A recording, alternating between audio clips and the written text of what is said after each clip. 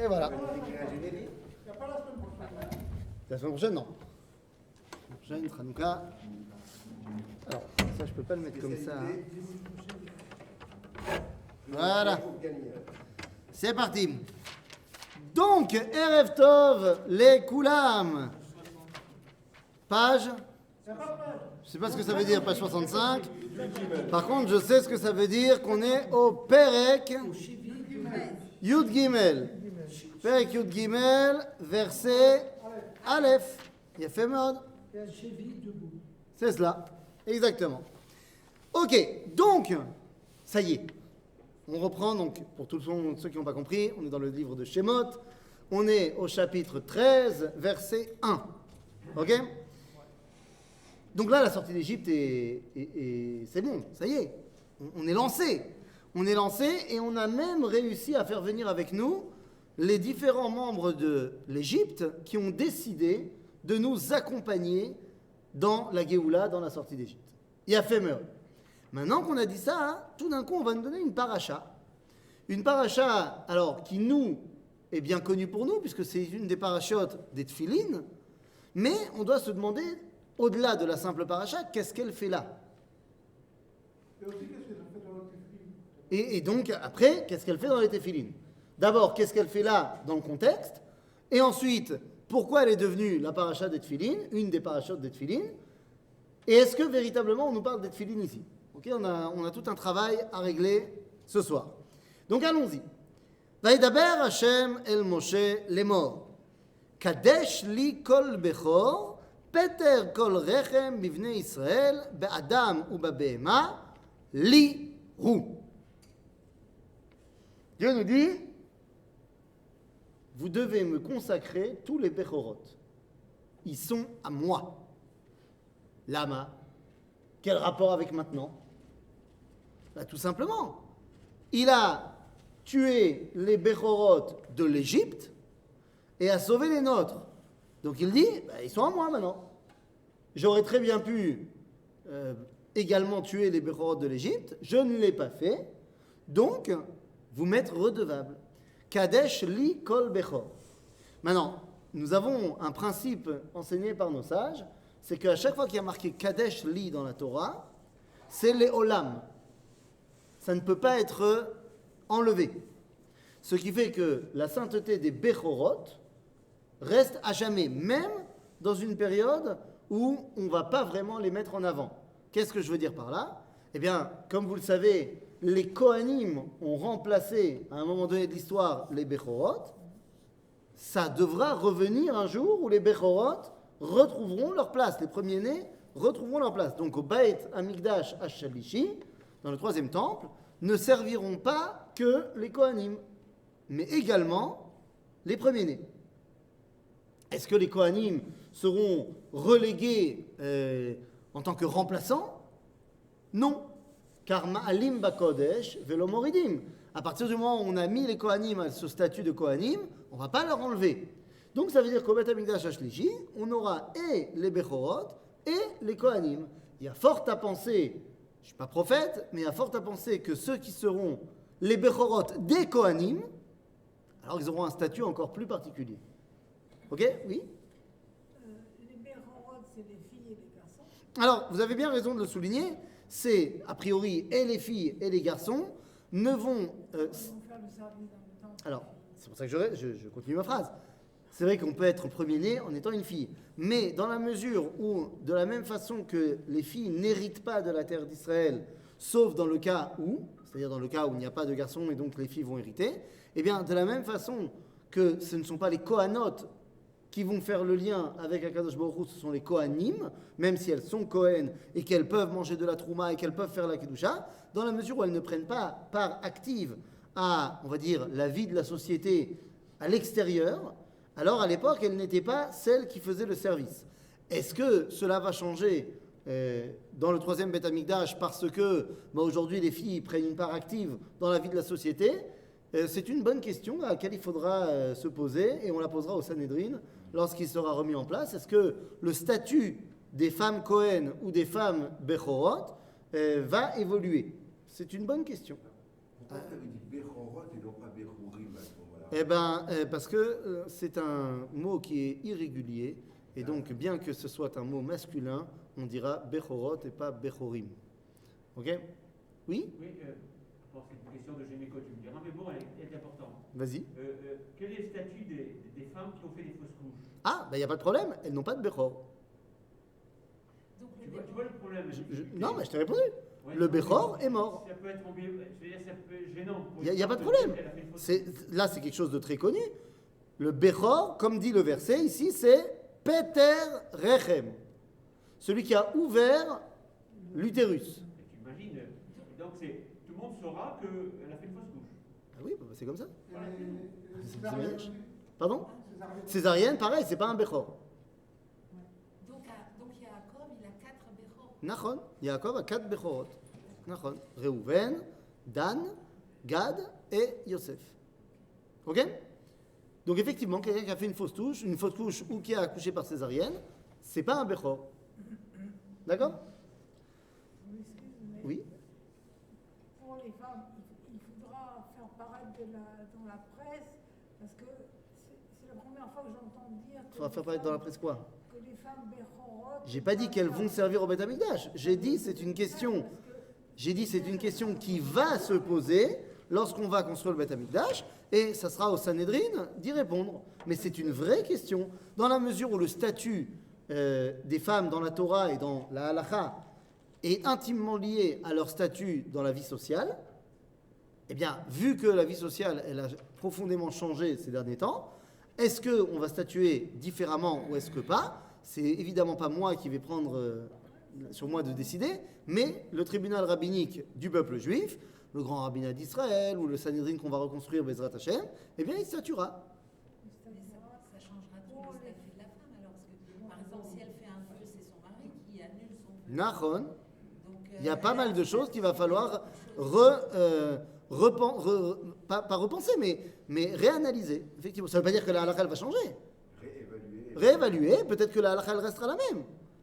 Parce qu'il y a des choses que moi je ne comprends pas qui vont nous expliquer que non, ça, à ce niveau-là, ça ne va pas changer. On verra. On verra. Bah, disons que je vois mal quelqu'un d'autre prendre sur lui d'avoir les épaules suffisantes pour. Ça ne veut pas dire que ce n'est pas possible, mais je vois mal les choses. On verra. Peut-être qu'il y aura un rabbin qui va prendre les choses à bras-le-corps. On va dire comme ça. À mon avis, personne ne voudra statuer sur un sujet qui va faire polémique, alors que c'est pour l'instant que théorique. Donc ils ne vont pas se prendre la tête. De la même façon, il y a une question qui s'est posée au lendemain de la guerre des 6 jours. Est-ce qu'on doit continuer dans la tfila de Mincha de Tisha B'Av de rajouter la partie qui parle de Nachem? C'est-à-dire toute la partie qu'on rajoute dans la tfila de Tisha B'Av l'après-midi, où on demande que Dieu il console Jérusalem qui est détruite, qui n'a plus personne. Machin. Après la guerre des 6 jours, la question a été posée par plusieurs rabbinim, de savoir est-ce qu'on doit continuer à le dire. Ah, c'est un mensonge. Dans le Birkat Hamazon, on continue à... Pareil, dans le Birkat Hamazon, mais je prends la tfila de Nachem parce qu'elle est encore plus probante. Après, a priori, dans le Birkat Hamazon, tu peux toujours dire que c'est bien ce qu'il y a, mais on veut continuer. Mais là, dans la tfila de Nachem, on te décrit Jérusalem comme étant délabrée, détruite, il n'y a plus personne dedans. Avela, Mikol Ish. C'est pas vrai. C'est pas vrai. Si bien que le Rav Goren, lui, il aura dit qu'il faut changer le Noussar de Nachem. Mais finalement, le grand rabbinat d'Israël à cette époque-là va préférer dire que c'est une marloquette. Est-ce que ça dépend du statut Bichlal, le Rav Tzvi Yehuda, il a dit que pour l'instant on ne change pas, sans donner véritablement de raison. Le Rav Goren lui a dit on change. Mais de manière générale, le grand rabbinat d'Israël a préféré statuer de manière plus large, puisque la question qui a été posée sur Nachem après la guerre des 6 jours avait déjà été posée après la déclaration d'indépendance de l'État d'Israël. Est-ce qu'on doit Bichlal continuer à jeûner à Tisha B'Av? Vous allez me dire, attends, oui, c'est la destruction du temple. Et là, c'est une marloquette dans les Rishonim. Est-ce que on jeûne à Tisha B'Av à cause de la destruction du temple, ou est-ce qu'on jeûne à cause de la destruction de la souveraineté d'Israël? Ceux qui pensent que c'est la destruction du temple, alors évidemment, on n'a pas encore construit le Beth Amikdash, donc on continue. Ceux qui pensent que c'est pour la souveraineté, ben on l'a retrouvé, et donc on devrait arrêter. le grand rabbinat d'Israël a statué comme les avis qui disent Beth Amikdash, comme ça on ne se mouille pas. Et dès qu'on va construire le Beth Amikdash, eh ben on reposera la question, et là il n'y aura plus d'excuses. Ah, question. Il y a du boulot. D'accord ? Question. Oui ? Peut-on revenir à la mouton? Alors exactement, revenons. Donc, Peter Kol Rechem Bivnei Israël Ba'adam Vavehema Lihu. Donc on comprend pourquoi est-ce que c'est marqué ici, puisqu'on vient de parler de Makat Bechorot. Vayomer Moshe el Ha'am Zachor et hayom hazeh asher yetzatem mimitzrayim bibet avadim ki bechozek yad hotzi Hashem etchem mizeh velo yeachel chametz. Hayom atem yotzim bechodesh ha'aviv. Nous devons donc nous rappeler de cette soirée-là. Quand ? Tant qu'il faut continuer à s'en rappeler. Quand il n'y a plus de raison de s'en rappeler, est-ce qu'on continue de s'en rappeler ? Pas forcément.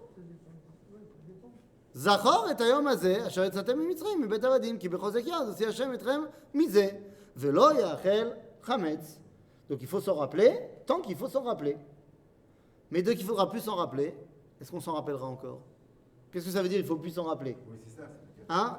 À partir de quand ? Je ne sais pas, moi le prophète Jérémie nous dit que Yavo Yom, Ine Yamim Baim, Velo Yamer Od, Chai Hashem, Asher Ela Etrem Mi Mitzrayim, Eretz Mitzrayim, Ela Chai Hashem, Asher Ela והשאיר את זרע בית ישראל מארץ הצפונה ומכל הארצות אשר הדרתם שם. Là, je vous suis plus, là. Je vais traduire. 2 secondes. Attends, avant de débattre, je vais traduire. Histoire de... Même si je sais que vous êtes tous des hébréisants, mais peut-être que pour les millions de téléspectateurs, eh bien, il y a des gens qui ne comprendraient pas l'hébreu. Donc, nous dit le prophète Jérémie, viendra un jour où quand on voudra parler de Dieu, c'est-à-dire qu'on voudra rappeler la grandeur de Dieu, on ne dira plus Dieu, évidemment, Dieu c'est celui qui nous a fait sortir d'Égypte. Mais on dira, Dieu c'est celui qui nous a sortis des terres du nord et de tous les pays dans lesquels il nous a envoyés en exil. Donc d'abord, avant de débattre si on y est arrivé ou pas, le prophète nous dit qu'il y a un temps où on ne dira plus la sortie d'Égypte. Ok ? Alors, est-ce que c'est arrivé déjà ou pas ? Eh bien la réponse est oui, évidemment que c'est arrivé. C'est ce qu'on appelle l'État d'Israël. Puisque l'État d'Israël, c'est exactement la réalisation des promesses de Jérémie qui nous dit qu'on est revenu de Russie, de Pologne et des autres pays. Arimazé Eretz Tzafona, la terre du Nord. Aujourd'hui, on a le recul pour savoir c'est quoi la terre du Nord. Il est évident qu'on ne parle pas du pôle Nord. Non, pourquoi ? Ah non, enfin, je sais pas. Par rapport à Israël, Mitzafon, il y a quoi, c'est quoi? Mitzafon tipatach hara. C'est-à-dire que lorsque les Babyloniens... Non, 2 secondes. Les Babylone et Israël, Babylone n'est pas au nord d'Israël. C'est faux. Géographiquement parlant, c'est même plus au sud. Par contre, lorsque les Babyloniens vont attaquer, ils attaqueront par le nord. Pour la simple raison qu'ils ne peuvent pas faire autrement. C'est-à-dire que le seul chemin accessible pour arriver à Israël, c'est par le nord. Parce que par le sud, c'est le désert du Negev. Par l'ouest, c'est la mer. Par l'est, c'est le désert, qui est la Jordanie aujourd'hui, mais c'est un désert. Donc on ne fait pas passer une armée par là. Donc le seul moyen, c'est de passer par le Tigre, l'Euphrate, remonter les fleuves, arriver tout en haut par le nord, par ce qui est le nord de la Syrie actuelle, passer par la vallée du Jourdain et redescendre. Donc, Mitzafon Tipatachara, c'est sûr au niveau géographique. On va les voir venir. D'abord, on peut les voir venir, mais je veux dire, le seul moyen de faire passer à l'époque une armée, c'est de le faire passer par le nord. Donc ça, c'est ça que ça veut dire. Maintenant, Babylone, c'est pas au nord d'Israël. Et là, il y a un moment donné où le peuple juif sera envoyé dans plein de pays, parce que le prophète ne dit pas que Eretz Tzafona. Eretz Tzafona, en premier lieu, ou Mikol ha'aratzot asher hidartim sham. Donc, il n'y a que viendra un temps où le peuple juif sera envoyé en exil et principalement sera dans la terre du nord, mais également dans d'autres terres, et c'est de là qu'ils reviendront de l'exil.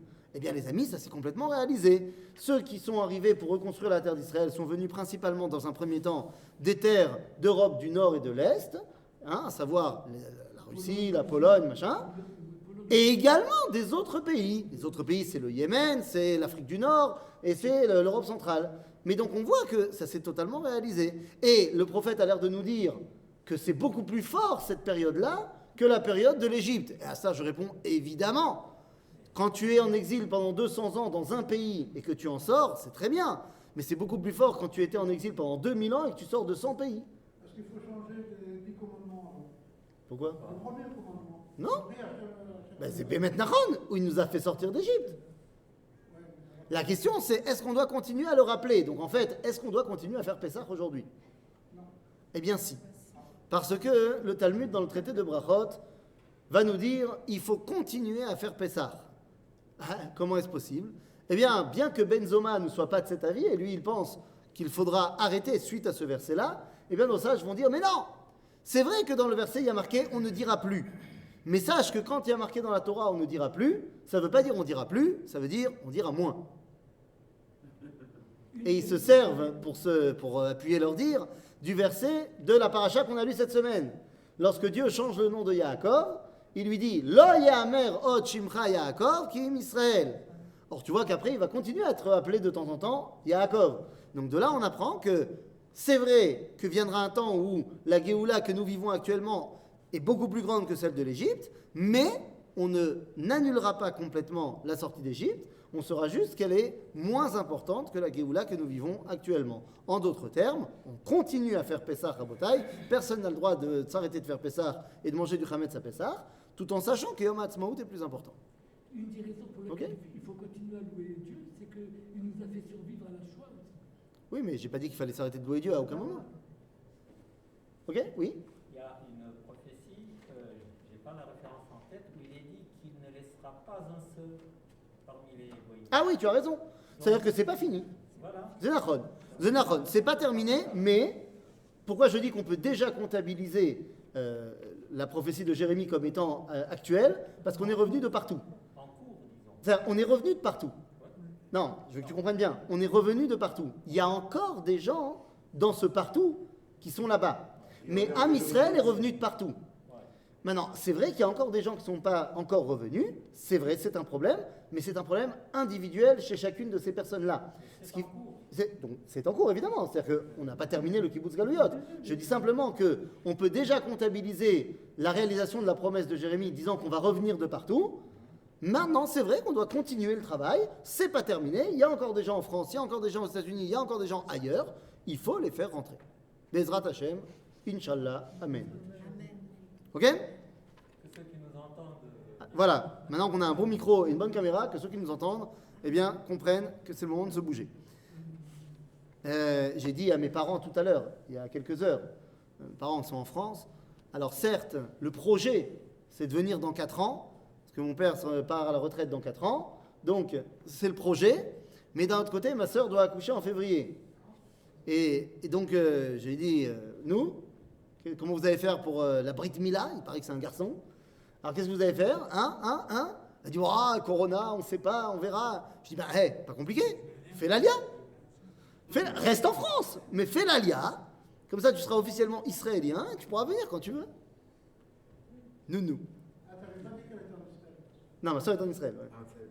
Non, elle est en Israël. Baruch Hashem. Donc, voilà. Vayomer donc Moshe, Ayom Azeh, Ayom Atem Yotzim Bechodesh Aviv. Nous sortons au printemps. Ce qui fait qu'on devra toujours faire en sorte que Pessah est au printemps. C'est qui va nous mettre en place Chodesh Ibour, le mois qu'on rajoute de temps en temps, c'est pour que Pessah soit toujours au printemps. Ok?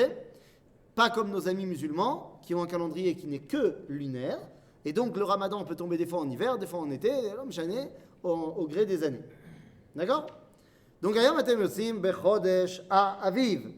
והיה כי יביאך השם אל הארץ הכנעני והחיתי והאמורי והחיבי והיבוסי אשר נשבע לאבותיך לתת לך ארץ זבת חלב ודבש, ועבדת את העבודה הזאת בחודש הזה. Donc c'est quoi la avoda azot? Korban, Pesach. On nous dit, lorsque tu arriveras sur la terre que j'ai promise à tes ancêtres, la terre d'Israël, tu feras Korban Pesach. D'abord, il ne l'a pas donné d'abord aux Cananéens, il l'a donné d'abord à Shem. Et ensuite, les Cananéens sont venus, ils nous l'ont piqué. Ils ont conquis la terre d'Israël. Maintenant, pourquoi est-ce qu'il leur a donné? Semble-t-il que c'était très important que la terre d'Israël acquiert cette dimension, ou du moins pas elle l'avait toujours, mais que les hommes comprennent que pour hériter de la terre d'Israël, il faut la dimension de Knaan. Knaan, c'est... Acquérir. Non, pas Kinyan, et la Knia, à savoir la soumission. Comme nos amis musulmans l'ont très bien compris, puisqu'ils ont créé une religion de soumission. Islam veut dire soumis. Soumis à Dieu. Donc pour atteindre la terre d'Israël, il faut la dimension de Knia. C'était très important qu'elle passe d'abord dans les mains des Knaanim, okay, qui étaient soumis complètement à leur divinité. C'est pas aussi un peu, je sais pas, c'est idiot peut-être ce que je veux dire. Je sais pas. Comme nous, on était prisonniers en Égypte, la terre, elle était prisonnière un peu des... Oui, mais enfin, la terre, elle était déjà au Knaanim avant qu'on soit en Égypte. Parce que déjà à l'époque d'Abraham, c'était Eretz Canaan. Oui, mais d'accord, mais ça aurait marché si les Knaanim étaient arrivés dès que nous, on est partis en Égypte. Mais sauf que c'est pas le cas. C'est-à-dire, donc, désolé. Désolé. C'était bien tenté, mais non. Ok? Shivat yamim tochal matzot, ubayom hashevi chag la Hashem. Donc ça veut dire quoi? Que bayom hashevi, c'est chag. C'est quoi ce chag de Yom HaShevi? C'est chag l'Hashem, mais ça représente quoi ce Yom HaShevi de Pessah? Ben, ça représente un événement qui n'a pas encore été mentionné. Ce qui nous montre bien que la Torah n'a pas été écrite à ce moment-là. La parasha de Bo, elle a été écrite quand? Juste avant la mort de Moshe, comme tout le reste de la Torah. Bien que c'est une marloquette dans le traité de Megillah, est-ce que la Torah a été donnée parashiot, ou chatuma nitna? C'est-à-dire, est-ce que Dieu a commencé à dicter au Har Sinaï de Bereshit jusqu'à la parasha d'Yitro, et après, à chaque fois qu'il y avait un événement, Dieu a dit à Moshe, viens, on écrit. Ou alors, est-ce qu'il n'a rien dit d'écrire, et à la fin de la vie de Moshe, juste avant l'entrée en Israël, il a dit à Moshe, allez, viens, on se pose et on écrit, tout d'un coup. En tout cas, dans les deux cas, même si l'avis de Chazal il va plus dans le sens de la deuxième avis, à savoir que ça a été écrit tout à la fin de la 40e année du désert, dans les deux cas, c'est sûr que ce texte est postérieur à la sortie d'Égypte, puisque ce texte, dans tous les cas, minimum à partir du Har Sinaï. Ce qui veut dire que c'est quoi le 7e jour qu'on fête dans la fête de Pessah? C'est la traversée de la mer Rouge. Ça, c'est pas dit. Non, je sais que c'est pas dit. Comme Shavuot, c'est pas dit que c'est la... Mais j'ai pas besoin qu'on me le dise. Non, mais pourquoi? Mais j'ai pas du tout besoin qu'on me le dise. Dieu a dit que c'est un jour de fête. C'est tout, c'est un jour de fête. D'accord, mais d'accord, Anbaya. Mais un jour de fête ne peut pas ne pas symboliser quelque chose qui s'est passé. C'est ce que j'ai dit Shabbat. Il ne peut pas y avoir une fête et tu es arrivé après Shabbat. C'est pour ça. C'est une théorie. Que quoi? Qu'il y a forcément un événement. Non, c'est pas une théorie, c'est une réalité. S'il n'y a pas d'événement, il n'y a pas de fête. On n'est pas mystique dans le judaïsme. On est concret. Et donc, il y a une fête, et pourquoi j'ai pas besoin de te préciser ce que c'est? Parce que tout le monde le sait. Les gens, ils ont compté. Ils ont bien vu ce qui s'est passé. J'ai pas besoin... Un mec qui est sorti d'Égypte, il sait exactement que 3 jours après qu'il soit sorti d'Égypte, Pharaon s'est mis à les poursuivre, et que ça a mis 3 jours encore pour qu'ils nous atteignent, et que donc le lendemain, il y a eu l'histoire de la mer Rouge. J'ai pas besoin qu'on me l'écrive. Parce que le mec qui reçoit la Torah, il le sait. De la même façon, j'ai pas besoin que tu m'expliques que Matan Torah, Mahamad Har Sinaï, ça se passe 49 jours après la sortie d'Égypte. Les gens, ils l'ont vécu. Ils le savent. Donc j'ai pas besoin que tu me le dises. Mais la Torah, elle est écrite Pour eux. Pour eux. Elle n'est pas écrite pour nous? Non, Elle n'est pas écrite pour toutes les générations. absolument pas. La Torah écrite, elle a été donnée à une génération donnée. La Torah orale, elle est pour toutes les générations. Et donc elle évolue de génération en génération et elle nous dit ce qu'on a besoin de savoir. Ok? Ça va pas? Donc, ce verset fait référence à quelque chose qui va être connu plus tard. Mais ça ne nous dérange pas. Au moment où Moshe le donne, ce verset, ça s'est déjà passé la sortie d'Égypte. Donc on sait ce qui s'est passé le 7e jour. Pourquoi il le marque ici? Ah, pourquoi il le marque ici? Tu aurais pu poser la question dans le livre de Bereshit. Lorsque dans la paracha de cette semaine, on nous a dit que Yaakov il s'est battu avec un ange, et que donc après on nous a dit, donc les Bnei Israël ils vont pas manger le nerf sciatique. Pourquoi tu le marques là maintenant? Ça s'est pas passé maintenant, c'est une halakha qui a été donnée beaucoup plus tard. Nahon, mais c'est dans le contexte. La Torah n'est pas réglée de manière chronologique, mais de manière thématique. Et les parachiotes, elles sont découpées. C'est Hachem qui a découpé les parachiotes. Les parachiotes, c'est-à-dire, tu parles de quoi quand tu dis parachiotes? Ah. Si tu dis Bo, Vaera, machin, non. Si tu dis parachiotes, comme il y a dans la Torah, c'est-à-dire que dans la Torah, il y a des paragraphes qui s'appellent parachiotes, qui sont séparés par on saute une ligne. Ces parachiotes-là, c'est Akadosh Baruch Hu. Le découpage de nos sidrotes à nous, la sidra de la semaine, c'est pas un découpage de Akadosh Baruch Hu, c'est un découpage de la tradition juive, qui n'a pas toujours été le même d'ailleurs. Puisqu'en Eretz Israël, on découpait autrement, on faisait des toutes petites sidrotes, puisqu'on terminait la Torah non pas une fois par an, mais une fois tous les 3 ans et demi. Mais dans la Torah, quand c'est écrit, c'est marqué par toute la paracha de Bo, et après on passe à la paracha de Béchala, par exemple. Oui, oui. Oui, c'est comme ça. Mais sauf que ça s'appelait pas à l'époque parachat de Bo. Oui, j'ai compris. Ok. J'ai compris. Ok. Donc pourquoi toutes les macotes, elles n'ont pas été écrites dans la même paracha alors? Encore une fois, c'est la même paracha. Sauf Donc que dans ça. la Torah, il n'y a pas d'espace Non, entre les. ça continue. Ah d'accord. Ok. Ok, merci. Beseder. Ok. Donc, matzot yacher. מצות לרדת את 7 הימים, ולא ייראה לך חמץ, ולא ייראה לך שאור בכל גבוליך. Ça, on a déjà expliqué la différence entre chametz et seor, donc je ne vais pas revenir dessus.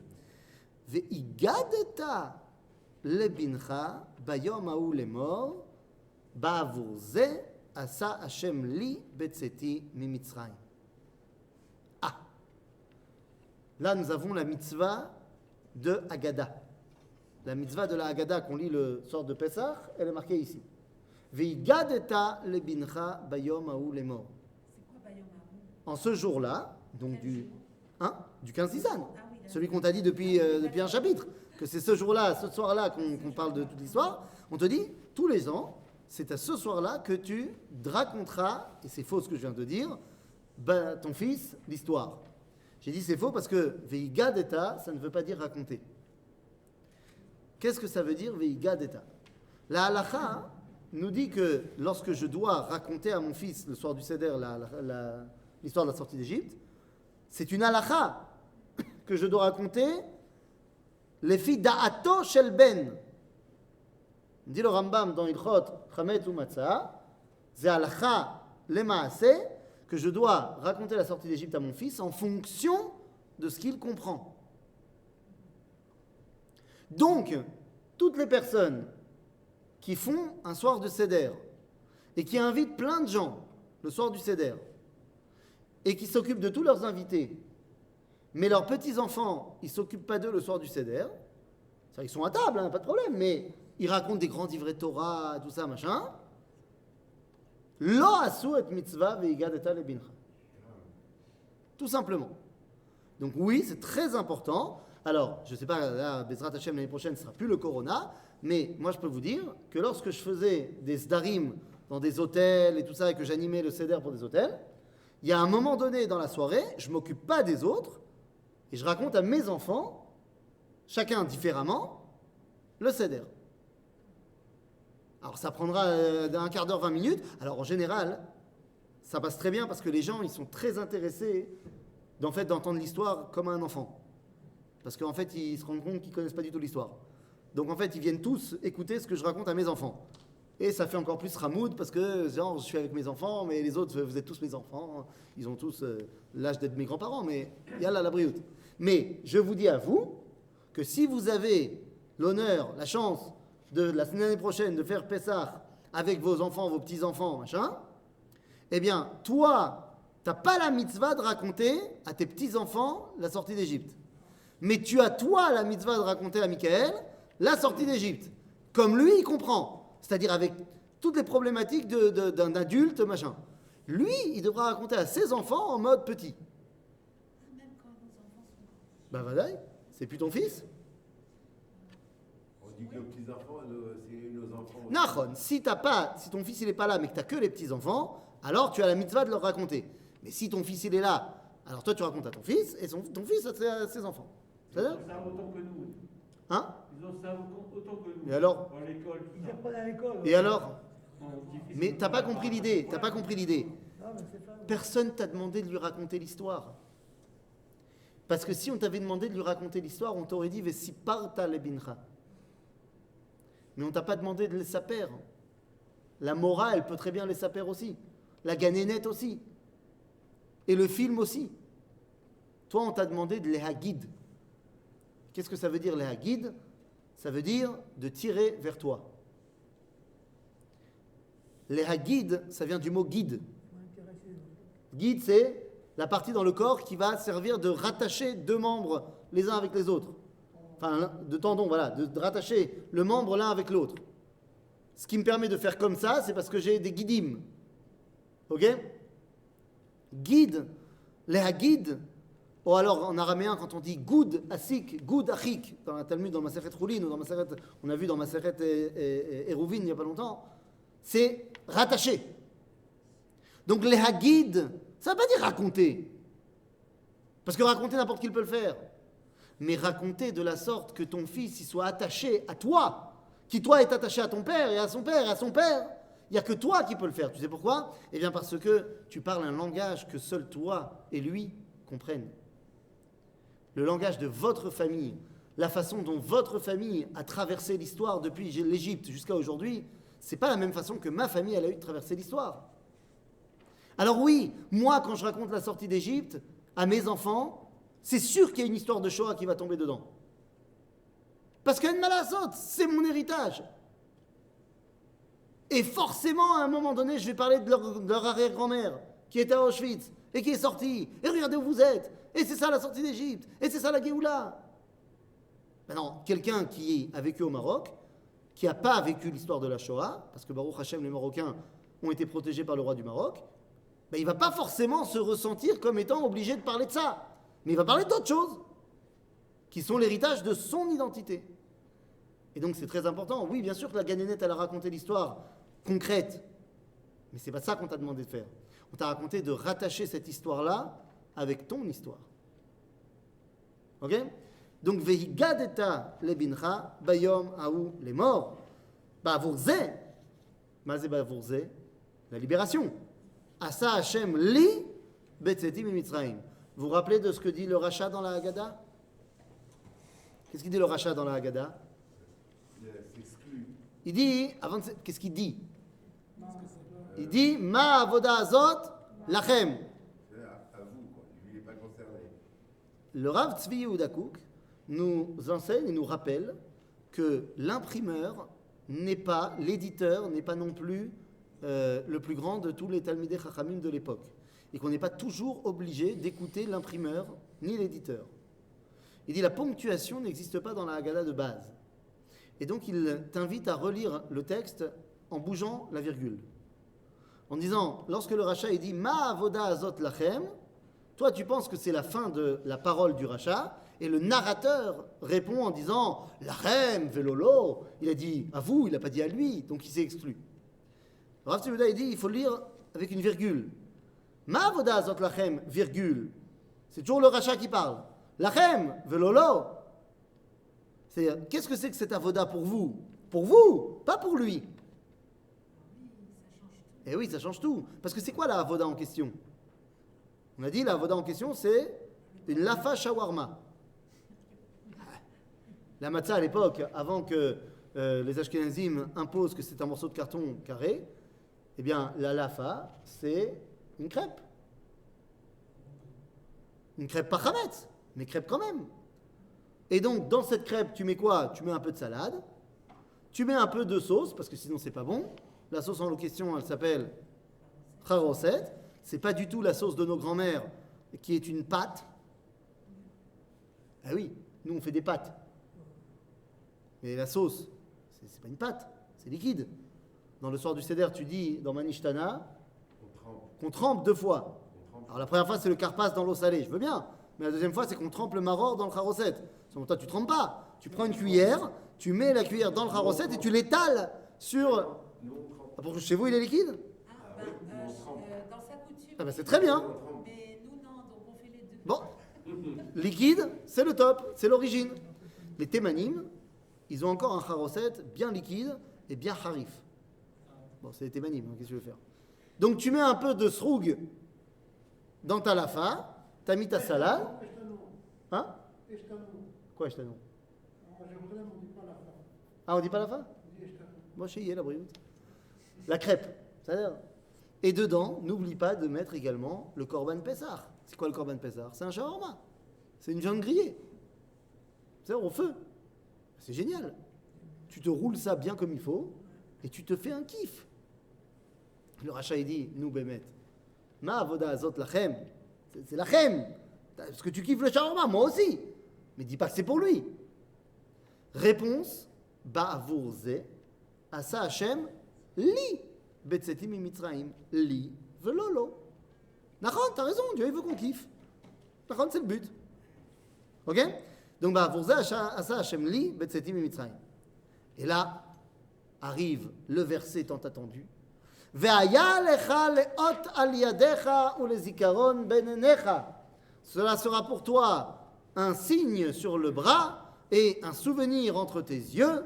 Le man tiye Torah Hashem beficha, ki beyad chazaka otziacha Hashem mimitzrayim. Veshamarta et achuka azot lemoada miyamim yamima. Bien fait? Hein? Je veux dire, depuis le début du chapitre, c'est une vraie salade. On mélange plein de sujets. Là, on mélange pas, on te conclut. Quoi? On dit, voilà, je t'ai donné toutes les infos. Tu mets la lafa sur ton bras, je comprends. Ah non, justement, toi tu me parles d'une lafa. Pourquoi d'une lafa? Vous voulez dire Eshtano? Oui, tu voulais dire Eshtano, mais pourquoi tu me parles de ça? C'est toi qui me dis ça. Mais non, j'ai dit, Ve'aya lecha leot, ma. Ma ze ve'aya lecha leot al yadecha ou les zikaron ben enecha. C'est quoi? Toi tu dis les téphilines. C'est pas marqué les téphilines.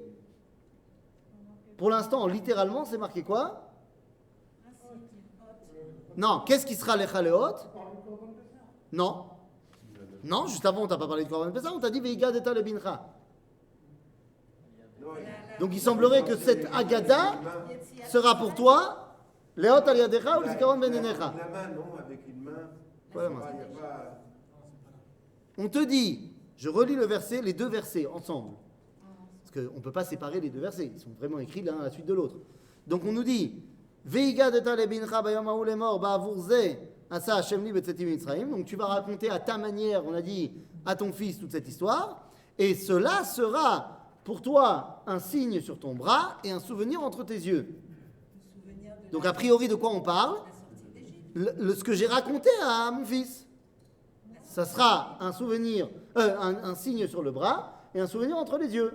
C'est de ça qu'on parle. De Yetziat Mitzrayim. Donc on ne parle pas des boîtes noires. On m'en a pas parlé des tefilines pour l'instant. C'est-à-dire. Et on me dit, et tu garderas cela, Veshamarta et achuka azot le moadam yamim yamima. Tu garderas cela toujours. Ok. Et on va continuer. Volontairement, je ne parle pas encore de ça, j'y reviendrai dans 2 secondes. והיה כי יביאך השם אל ארץ הכנעני כאשר נשבע לך, לך סליחה לאבותיך ונתנה לך, elle tana לך cette fois, סליחה, je dis n'importe quoi, lorsque tu vas arriver en Eretz Israël, ועברת כל פטר רחם להשם וכל פטר שקר בהמה אשר יהיה לך הזכרים להשם. Cette dimension de Bechor chez les animaux qui sont les tiens maintenant en Eretz Israël, eh bien, pour les rattacher à toute cette histoire-là, tu les emmèneras au Beth Amikdash. Aha! V'chol peter chamor tivde b'seh, ve'im lo tivde ba'arafto, v'chol bechor adam bebanecha tivde. Alors, chez les animaux, soit tu fais le korban si c'est un animal qui est korbanable, sacrifiable, mais si c'est un animal impur comme l'âne, eh bien, tu rachètes la valeur de cet animal-là. Et c'est cet argent que tu donnes au Beth Amikdash. Chez les êtres humains, tu rachètes. C'est-à-dire, le Bechor n'appartient pas au Kohen, tu le rachètes. C'est-à-dire que tant que tu ne l'as pas racheté, il appartient au Kohen. C'est-à-dire, mamash. C'est vraiment pas à toi. Donc pendant 30 jours, il est en dépôt chez toi. Il appartient au Kohen. À tout moment, il peut venir le prendre. Au bout de 30 jours, tu le rachètes. C'est-à-dire, et à ce moment-là, Ve'aya ki shalecha bincha machar lemor. Viendra un jour où ton fils il te demandera demain. Et il te dira Mazot. C'est la question du tam dans la Haggadah. Il dira Mazot. Ah, ve'amarta elav bechozek yad otzianu Hashem mitzrayim mibet avadim. Donc tu le raconteras ce qu'on a dit tout à l'heure. Ve'igadeta lebincha. ויהי כי הקשה פרעה לשלחנו ויהרוג השם כל בכור בארץ מצרים מבכור אדם ועד בכור בהמה על כן אני זובח להשם כל פטר רחם הזכרים וכל בכור בניי אפדה. Donc celui qui a posé la question d'où tu sais que la paracha de Peter Rechem elle vient après ce qu'on a lu avant pour faire référence à la Makat Bechorot, ben ici c'est clairement énoncé. Et rebelot והיה לאות על ידך ולטוטפות בין עיניך כי בחוזק יד הוציאנו השם ממצרים. מה זה הסיפור הזה? עוד פעם, ça sera pour toi un signe sur ton bras et cette fois on te dit pas zikaron ben עיניך mais on te dit totafot ben עיניך. ça sera une totefet ben עיניך כי בחוזק יד הוציאנו השם ממצרים. Mais qu'est-ce que c'est que cette histoire? Alors, vous avez dit que c'était les téphilines. Ah. C'est ce qu'on connaît. Ah non, c'est pas ce qui a marqué dans le texte. C'est sûr que c'est pas ce qui a marqué dans le texte. À aucun moment tu as marqué le mot tefilin. Donc c'est pas marqué dans le texte. Maintenant, tu as raison que Rashi dit Zéat Tefilin. Il dit Zéat Tefilin. Il va même te donner une explication fantastique. Regardez, je vous invite à prendre l'explication qui va beaucoup plaire à mon ami Shabtai. Iné, regardez ce qui a marqué dans le Rashi qui dit ou le totafot ben enecha. Vous avez le Rashi? C'est en bas de la page 60, le dernier Rashi en bas, Tetzaïn. C'est 6 et 0. C'est dans le verset, j'ai dit Tetzaïn. J'ai dit Tetzaïn. Non, il a fait exprès. Donc, qu'est-ce que c'est Totafot? Rashi dit Tefilin. אבל מה הקשר תותפות ותפילין? Il te dit attends. ועל שם שם ארבע בתים.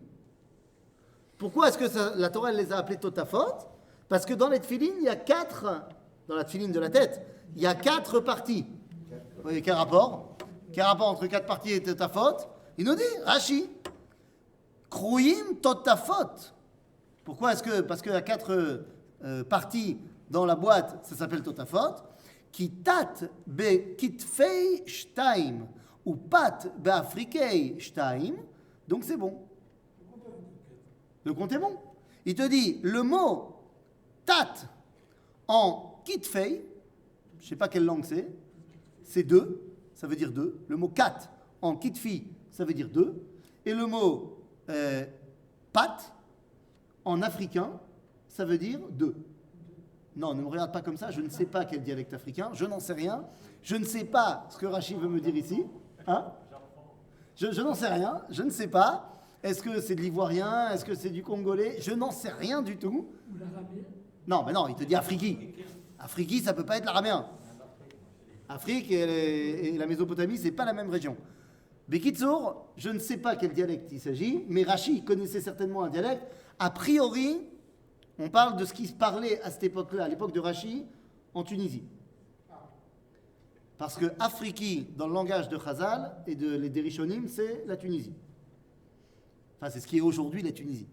Donc, je ne sais pas exactement quel dialecte on parlait à ce moment-là dans cette région-là, j'en sais rien, mais Rachid te dit, ben voilà, ça veut dire 2, ça veut dire 2, 2 et 2, ça fait 4, boum, dans les tefilines, il y a 4 trous, donc, tout est fait. Et les autres pays, les Juifs n'étaient pas en Tunisie. Ah, donc tu dis pourquoi il a utilisé ces 2 pays-là? Bonne question, hein, très bonne question. C'est arbitraire. Hein, complètement. Ou semble-t-il, il a reçu ça de ses pères. Mais une chose est sûre, ça va beaucoup embêter son petit-fils.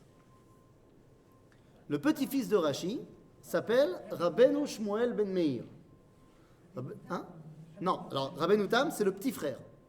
C'est aussi le petit-fils de Rashi, mais moi je te parle du grand frère. Le Bechor des petits-fils de Rashi, le premier des Tosafot, il s'appelle Rabbi Shmuel ben Meir, plus connu sous ses initiales, Rashbam. Le Rashbam. Ok?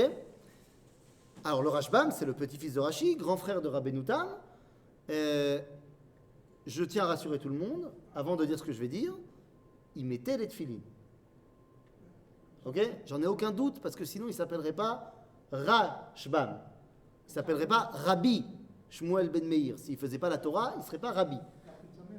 Hein? Alors, c'est toute ma question, mon ami. Parce qu'il a appris de sa mère. Je veux bien, quoique ça, c'est marqué nulle part. Il y a une agada comme ça qui se balade de dire que les filles de Rashi mettaient les tefilines. C'est marqué nulle part. La seule femme dont on sait avec certitude qu'elle mettait les tefilines, puisque c'est marqué dans le Talmud, c'était Michal bat Shaoul. Mais sur les filles de Rashi, on ne sait pas.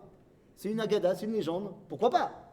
Maintenant, la question est, tant la mère de Rashbam que Rashbam lui-même, est-ce qu'il mettait les tefilines comme son frère ou comme son papy? Puisqu'il y a deux façons différentes de mettre les tefilines, celle de Rashi et de Rabbeinu Tam. Donc disons que la fille de Rashi, mère de Rabbeinu Tam, mettait les tefilines. Elle mettait comme son père ou comme son fils? Un vrai dilemme juif. Ce sont les mêmes textes. Ce sont les mêmes textes, mais mis dans des ordres différents. Exactement. Exactement. Ça, je ne vais pas rentrer dans la marloquette de Rashi Rabbeinu Tam. Mais je dois poser la question. Rashbam, il mettait les tefilines. Mais d'où il les a appris? D'où il a appris qu'il fallait mettre les tefilines? Puisque le Rashbam nous dit, dans le verset qu'on est en train de lire, il nous dit Sabi Mori Amar Shezet Tefilin. Donc, papy, il a dit que c'était les tefilines, Rashi. Veo Amar Shezet Lefi Pshuto Shel Mikra. Et que c'est ça le pshat. Aval lo kach nocha da'ati. Mais c'est pas mon avis. Qui le fit omek pshuto shel mikra, parce que selon la profondeur du pshat, donc en vrai, d'après le pshat, c'est pas les tefilines. Et là, c'est quoi ce verset? Vaya leot aliadecha ou les zikaron ben enecha. Il dit, c'est la sortie d'Égypte, qui est marquée dans le texte. Et elle se doit d'être pour toi un signe sur ton bras. Et il nous explique le Rashbam, ça veut dire quoi? Ça veut dire que toutes tes actions faites avec ton bras doivent être rattachées à la sortie d'Égypte. Et de la même façon, elle doit être zikaron ben enecha. C'est quoi ben enecha? Il y a quoi entre tes yeux? Ton cerveau.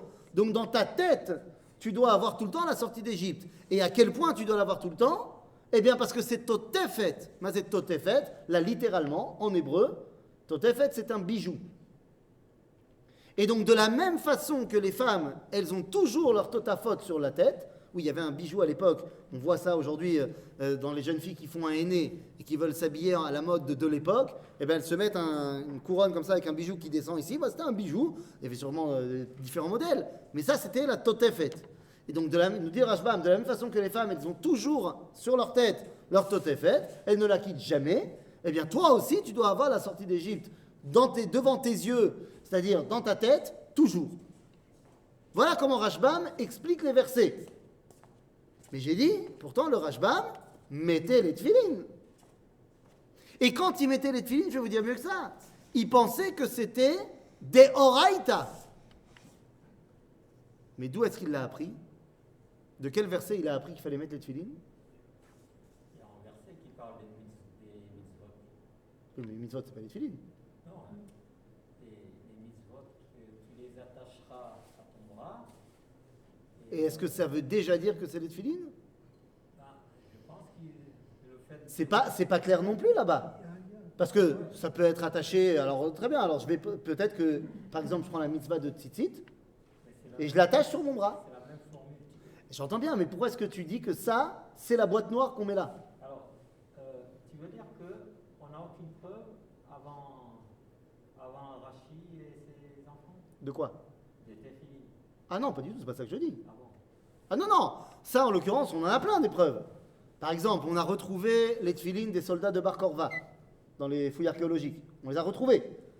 On a retrouvé également des textes qui datent de l'époque du Deuxième Temple qui parlent des tefilines. Maintenant, donc ça c'est sûr qu'à l'époque du Deuxième Temple, il y a les tefilines. Maintenant, les gens de la critique biblique, Ils disent, ah bah oui, les tefilines, c'est une invention de l'époque du deuxième temple. La preuve, c'est que c'est jamais mentionné clairement dans le Tanakh.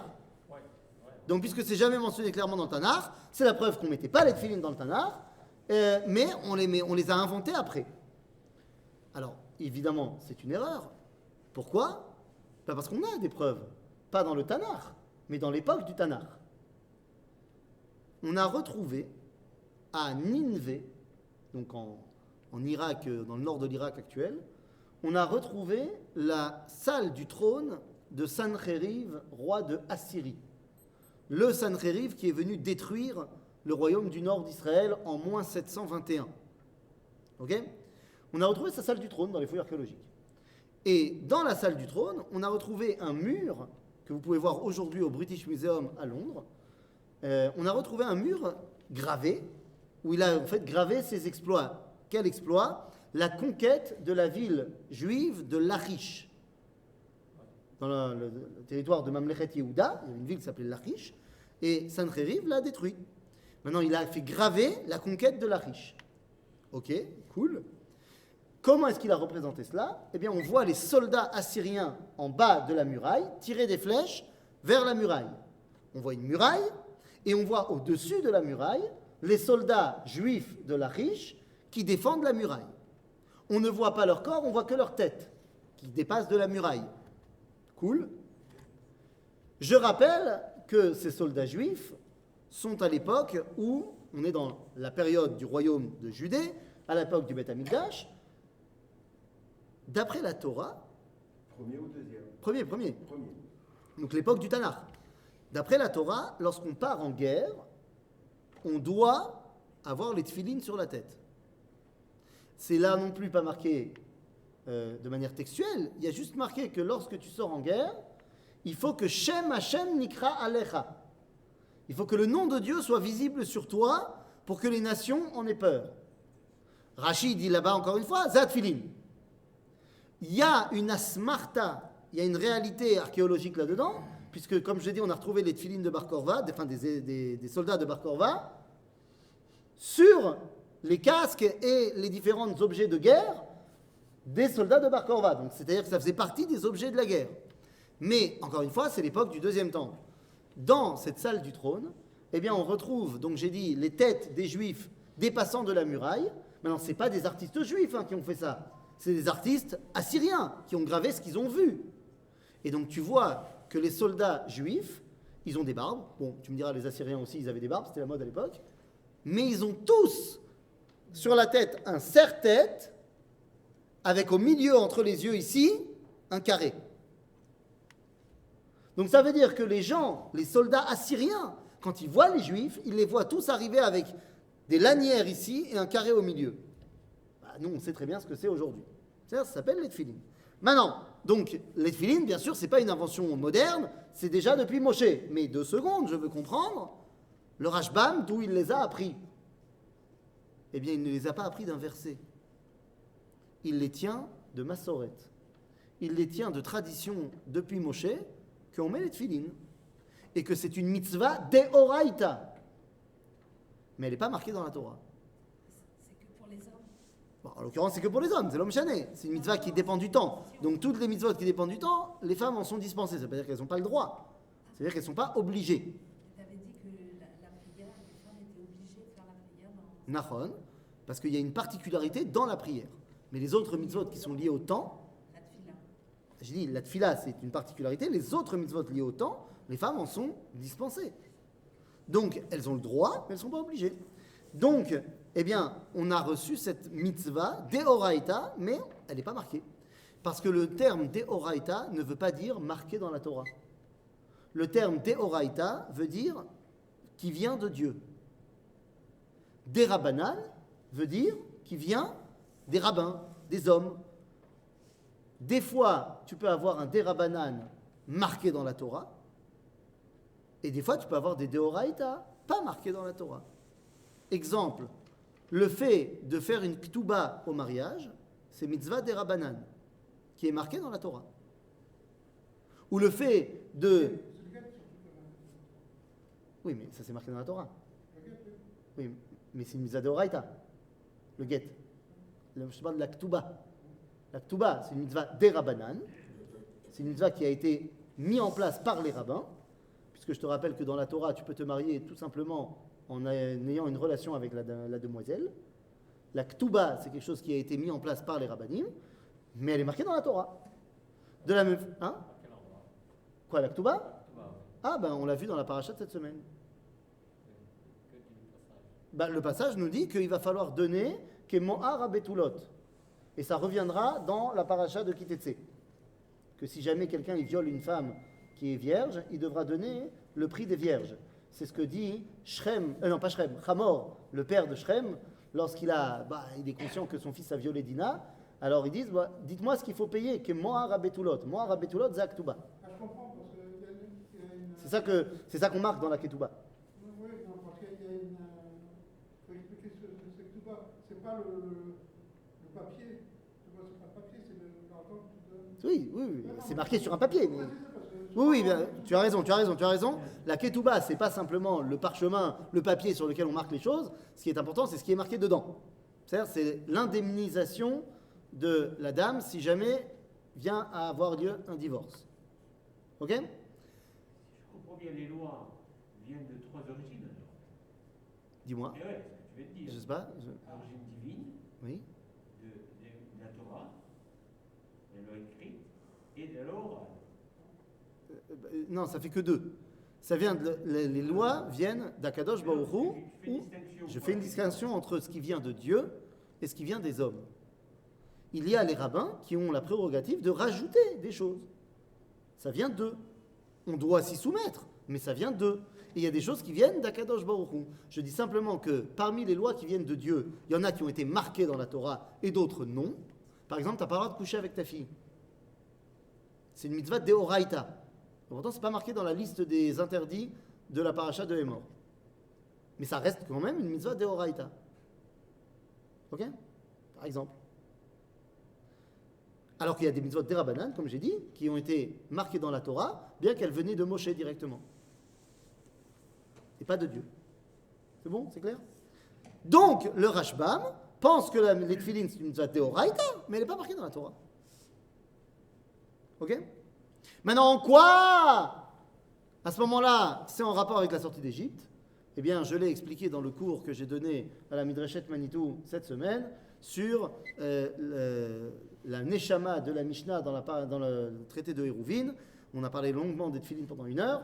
Et là-bas, on a expliqué que les tefilines sont évidemment en souvenir de la sortie d'Égypte parce que les pharaons et les familles royales égyptiennes avaient des tefilines.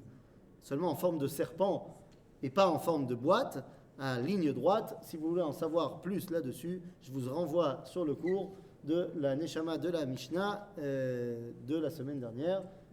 Là-bas, vous aurez toutes les réponses. Les ninjas aussi, j'avais entendu. Les ninjas. Les ninjas, le turban qu'ils avaient. Les ninjas. Oui, c'est aucun rapport. Je parle des ninjas du Japon. Oui, ils portaient un... Les tortues ninjas, quoi. C'est d'eux que tu parles. Non, mais les Japonais, ils mettent un truc. Mais ils mettent pas du tout ça à l'endroit des tefilines. Non, à l'origine, Mais- ça viendrait de juifs qui auraient été Bon. exilés. J'ai entendu ça d'un rave. alors. Sérieux? Je la connais pas celle-là. Pourquoi pas? Mais à ce moment-là, c'est un rave karaïte. Ah bah si, parce que les ninjas mettent leurs bandeaux à l'endroit où les Karaïm mettent les tefilines. Parce que les Karaïm, ils mettent les tefilines là. Parce qu'il y a marqué Ben Enecha. Ce qui d'ailleurs est un problème, parce que d'où ils savent qu'il faut mettre des tefilines? On a dit, c'est pas marqué dans la Torah, et pourtant ils les mettent quand même. Donc ils sont bien obligés d'accepter la Torah chez Béalpé, mais ça on a déjà dit qu'ils ont plein de contradictions internes. Mais à ce moment-là, les ninjas, parce que les tefilines, on ne les met pas là. Par contre, oui, bien sûr que c'est ça qui a inspiré le houkal des Arabes. Le khout qu'ils mettent sur le kafia. C'est-à-dire, pour tenir la kafia. Ça, c'est bien placé à l'endroit des tefilines. D'accord, c'est passé là. Et à ce moment-là, ça semblerait correspondre à l'avis du Rashba, pas du Rashbam, mais du Rashba, qui lui pense que les tefilines de la tête, on doit les mettre sur les vêtements. Sur le talit. Enfin, sur le plus haut vêtement que tu as. Si c'est un chapeau, sur le chapeau. Mais bon, en général, les gens ils prient plus avec un talit sur la tête qu'avec un chapeau quand il y a le matin. Ils ont retrouvé sur les bêtises, les tefilines sur le casque. Ah, tu parles de Bar Korva? Oui. Ah, non, ils n'ont pas trouvé sur le casque, ils ont trouvé avec le casque. Ça fait penser aux Américains aujourd'hui, les militaires. Ils ont sur le casque, Ils ont la caméra. Ils ont la caméra. Nous. Tov et Baiser, Siam, nous, on a terminé la paracha de Bo. Chazak ou Baruch. Quoi? La paracha de Bo, on a fini? Oui. C'est sur